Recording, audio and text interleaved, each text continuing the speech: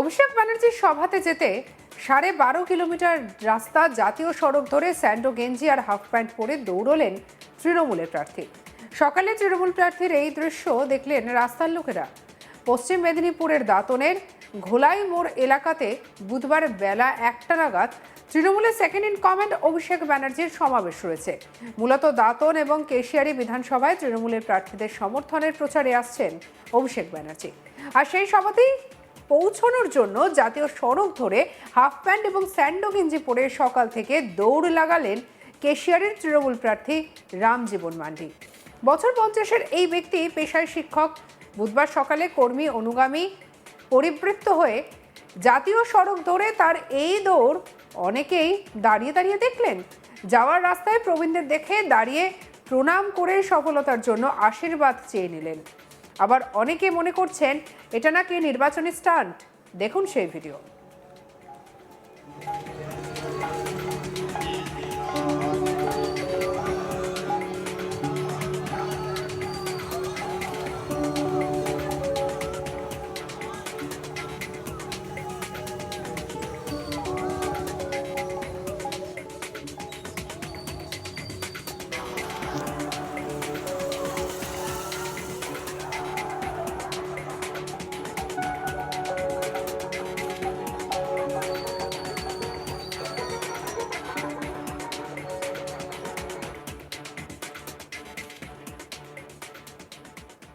রামজীবন মান্ডি একজন হাই স্কুলের শিক্ষক। মেদিনীপুর শহরের বাসিন্দা হলেও জেলাতে তৃণমূলের আদিবাসী সংগঠনে তার ভালো প্রভাব রয়েছে। আর তাই কেশিয়ারিতে তৃণমূলের বিদায়ী বিধায়ক পরেশ মুর্মুর স্থানে এবার তাকে প্রার্থী করেছে দল। শিক্ষকতার পাশাপাশি ভালো একজন স্পোর্টসম্যান এই রামজীবন মান্ডি। নিজের শরীরচর্চাটা ভালো করে করেন। প্রার্থী হিসেবে কেশিয়ারিতে প্রচারে নেমে বেশিরভাগ জায়গাতেই হেঁটে প্রচার করেছেন। আর এবার তার অন্যরকম রূপ দেখা গেল বুধবারের সকালে। দুপুর 1টা নাগাদ দাঁতনে অভিষেক ব্যানার্জি সমাবেশ রয়েছে। আর সেখানে দাঁতনের তৃণমূল প্রার্থী মানিক মাইতি এবং কেশিয়ারের তৃণমূল প্রার্থী রামজীবন মান্ডির সমর্থনে সমাবেশ করবেন। বুধবার সকালে কেশিয়ারি থেকে দাঁতনের সেই ঘোলাই মোড় যাওয়ার জন্য বেরিয়েছিলেন তৃণমূল প্রার্থী। 16 নম্বর জাতীয় সড়ক ধরে যাওয়ার সময় মনোহরপুর থেকে সভাস্থল পর্যন্ত দৌড় লাগালেন। সঙ্গে থাকা তৃণমূলের বাইক বাহিনী পেছনে পেছনে, আর সামনে তিনি স্যান্ডো গেঞ্জি এবং হাফ প্যান্ট পরে জাতীয় সড়ক ধরে দৌড়লেন। প্রায় 12.5 কিলোমিটার রাস্তা 50 মিনিট সময় দৌড়ে সভাস্থলে পৌঁছলেন। আর ওই অবস্থাতে এই রাস্তায় যাওয়ার সময় প্রবীণ এবং লোকজনদের দেখে বিভিন্নভাবে তিনি শ্রদ্ধা জানালেন এবং প্রচার সারলেন।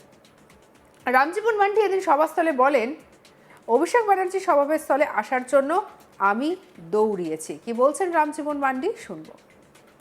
এখন প্রচার বলতে আমাদের যেদিন প্রার্থী ঘোষণা হলো অনেকে ভাববে তারপর থেকে প্রচার শুরু হবে, কিন্তু প্রচার আমাদের 365 দিন, একদম প্রতিদিন, প্রতি বছর, প্রতিদিন, প্রতি সময় আমাদের জনগণের পাশে থাকা, জনগণের কিছু কাজকর্ম করা মানেই হচ্ছে প্রচার।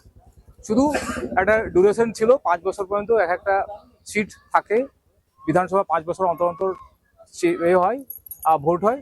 সেই অনেক সময় প্রার্থী থেকে যায়, অনেক সময় প্রার্থী চেঞ্জ হয়। এবার আবার নতুন আমি প্রার্থী হয়েছি, শুধু প্রার্থীটুকু নতুন হয়েছে, কিন্তু ভোটের প্রচার সারা বছর ধরে চলছে। অর্থাৎ দিনক্ষণ এরকম কিছু নেই।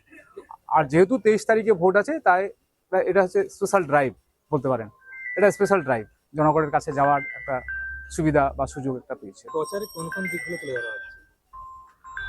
প্রচারে আমাদের এখানে দিক বলতে মানুষের আর উন্নয়ন তো একটা বিষয় তো থাকবেই। আর যেহেতু কেশিয়ারি এসটি সিট, এখানে আদিবাসীদের একটা পৃথক একটা অন্যান্য কমিউনিটি থেকে এদের চাওয়া পাওয়া বা এদের ডিমান্ডটা একটুকু পৃথক হয়। তাই তাদের আদিবাসীদের মানুষের তাদের জল জঙ্গল জমিনের অধিকার কিংবা তাদেরকে যেভাবে বঞ্চনা করছে, বা তাদের যারা মানে সম্প্রদায় যারা অন্যান্য স্টেটে যারা আছে, বিহারে বা ঝাড়খণ্ডে বা হচ্ছে উড়িষ্যায় বা মণিপুরে বা নাগাল্যান্ডে বা ত্রিপুরায় যে আদিবাসী কমিউনিটি সেখানে আছে, সেখানে যেভাবে বিজেপি সরকার দ্বারা আদিবাসীরা যেভাবে নেগলেক্ট হচ্ছে, তাদেরকে যেভাবে অত্যাচার করা হচ্ছে, আর তার জন্য প্রতিফলন আমরা বাংলায় ভোট দেবো না, আর সেটাই মানুষকে বোঝানো হচ্ছে। এই কম সময়ের মধ্যে এতগুলো ভোট কিভাবে ভরে নেবো, আমি ছুটে যাবো, আমি বাইক নিয়ে যাব। আমি অলরেডি আমি জাতীয় এবং আন্তর্জাতিক পর্যায়ের আমি ম্যারাথন রানার, ঠিক আছে। আমি ছুটবো, আমি তো বলে দিয়েছি মেদিনীপুর খড়গপুর থেকে আমি ভসা, আর এদিকে বেলদা থেকে আপনার ফুলবনি, ওটা আমার কাছে জলভাত। ছুটে যাব, গ্রামে গ্রামে যাব, সমস্ত গ্রাম সমস্ত পাড়া আমি চিনি জানি, মানুষজন আমাকে চেনে। আমি হয়তো এই কয়েকটা দিন একটু গুছিয়ে নিচ্ছি কিছু কাজকর্ম, যেহেতু একটা স্কুলের আমি প্রধান শিক্ষক, সেখানে কিছু কাজকর্ম আছে, সেগুলো সেরে নিয়ে আমি আবার ঠিক দিতে যাবো। অর্থাৎ পাবলিকের কাছে যাওয়ার আমার মাধ্যমটা, আমি নিজে হাঁটবো, আমি নিজে ছুটবো, বাইক আছে, তাদের কাছে যাব, সবাই আমাকে চেনে জানে। আর আমার প্রতিটি অঞ্চল বা বুথের সমস্ত বুথ প্রেসিডেন্ট 144 আর ওদিকে হচ্ছে 156 দাঁতনে সমস্ত বুথ প্রেসিডেন্ট আমাকে চেনে জানে। অঞ্চল নেতৃত্ব, ব্লক নেতৃত্ব, পঞ্চায়েত, গ্রাম পঞ্চায়েত, মানে 90% আমাকে চেনে জানে। আপনি বলতে চাইছেন বিগত কয়েকটি নির্বাচনে তো আপনি প্রচারেই টোটালটা নতুন করে প্রচারের আর কিছু বিষয় না, প্রচারে কিছু নেই, মানুষকে সচেতন করা। এখন অনেক সময় ধরুন এটা তো একটা কন্টেস্ট, এটা তো আমরা অস্বীকার করতে পারি, এটা তো ভোট। যে আমি প্রচার করেছি বলে চুপচাপ বসে থাকবো সেটা নয়, মানুষকে যে কোনো সময় অন্যান্য মানুষরা এসে, এখানে আদিবাসী মানুষদেরকে একটু সহজ সরল হয়, তারা অতটা ঠিকভাবে সচেতন নয়, তাদেরকে বোঝানো একদিক থেকে সহজ, আরেকদিক থেকে কঠিন। এখন এই সময় যদি কেউ কাউকে অন্যভাবে বোঝায়, প্রভাবিত করে, তাহলে সেজন্য তো আমাদেরকে অতন্দ্র প্রহর হিসেবে থাকতেই হবে।